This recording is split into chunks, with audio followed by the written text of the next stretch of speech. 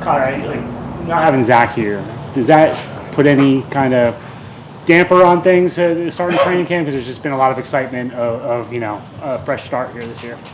It definitely doesn't put a damper on it.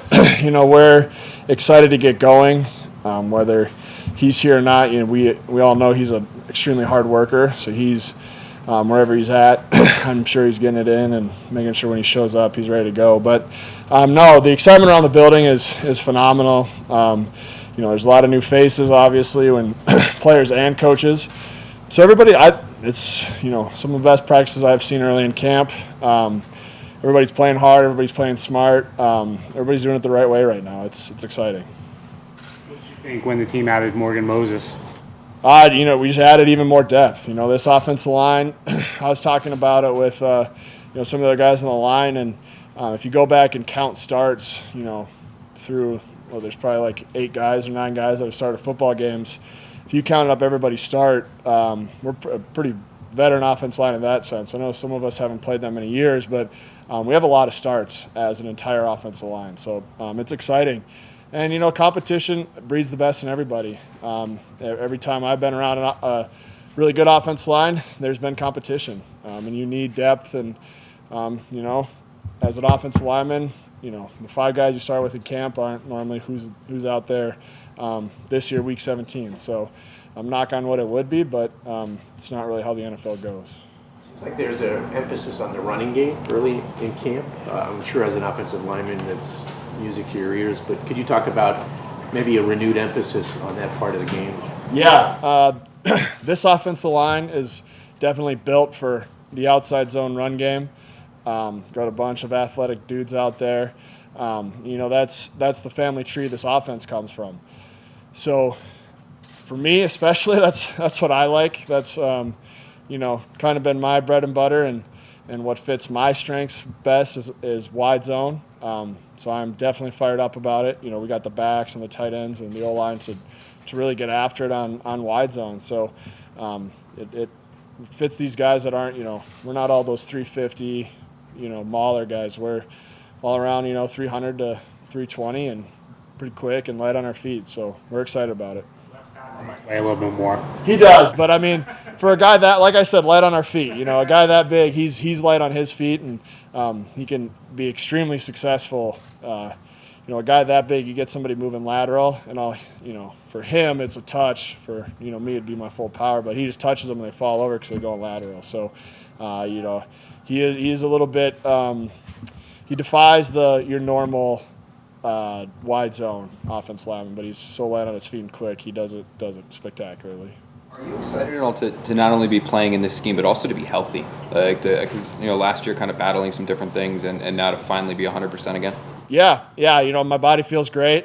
I've been working on those hamstrings after week 2 or whatever that was. But yeah, I feel great. Body feels good, and like I said, the scheme.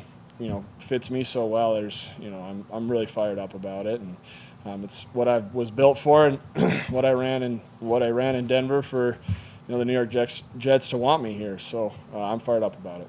What are the specifics of the wide zone scheme that make it different from other blocking zones?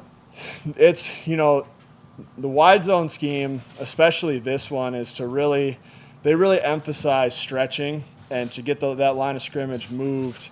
But you're doing it lateral instead of just, in between the hashes trying to move that line of scrimmage. You're doing it numbers to numbers. And the nice thing about it is, it might not hit the first, second one. Your defense is still, not tired yet, but they run back and forth from the numbers. You got to go to the sideline a couple times, the 3rd, 4th, 5th, 6th.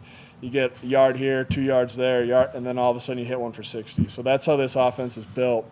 And it's to put pressure on the defense, wear them out, and once they get tired, really impose our will. I enjoy it. For an offensive lineman, you got to be in good shape. You got to be quick, and those are 2 of my strongest things. So I'm excited. One of the things that seemed to hurt you guys last year was the lack of time together with no preseason games, that kind of truncated training camp. How critical is it for this offensive line in particular to work together and stay on the field together through preseason and training camp? That's huge. Every offensive line I've been around that can stay as one unit and healthy as long as possible is definitely more successful. The nice thing about that is also with that is, you build your identity. And once you have that identity, it's easier to plug a guy in to that identity because they have an expectation of what they need to do. It's a lot harder when there's a ton of rotating early because guys are going down, whatever, and then you never really build that true identity of what the ones do. We're all kind of meant to whatever the ones do, the twos mimic it, threes mimic that. So once you can build that identity and stay as healthy together as long as possible, and you build it, it's much easier to bring guys up and move guys around. What have you thought of Elijah on your left so far? He's been awesome. Just really similar ways to Beck. He's really smart. X's and O's. I think that's the thing that hurts a lot of rookies on the offensive line is the mentality side of the game. Offensive line is so detailed, and once you get to the NFL, you can't rely on that athleticism as much as you did in the past. So he's been really, really good mentally, obviously, and then that matches his physical ability. He's extremely quick, fast, twitchy, big body, long arms, and he has great hip roll, which not a lot of guys coming out of college have that, really explosive, loose hip roll, and he's got it. So he's going to be just a special player just like Beck. And left side's young, but they're smart. Definitely don't feel like I'm, get to the line of scrimmage, have to explain everything to them or anything. They're locked in, they're ready to go. It's been really nice to have two young guys that are so smart and just can fit right in. So. How much is the competition against D-line help the growth and the development of the offensive line? It's huge. Teams that have really good D-lines, breed really good offensive lines. Happened in Denver. We had some solid D-lines when I first got there. It's going to happen here. We have an extremely good defense line, offensive line. And actually, really throw it back, helped a lot in college. Missouri had really, really good defense lines. A guy hadn't been drafted off the O-line in a long time. We got these crazy good D-lines. The O-line got better, and like since Justin Britt got drafted, I think there's an offensive line taken every year. So whatever level it is, it breeds on each other, and it's definitely been going on out there. We've had some battles. Offenses had some big plays. Defenses had some big stops, and the nice thing about it is we're doing it right. We're doing it smart. Guys are staying up, but we're getting the most work we can out of each other. So it's been good. Been really good.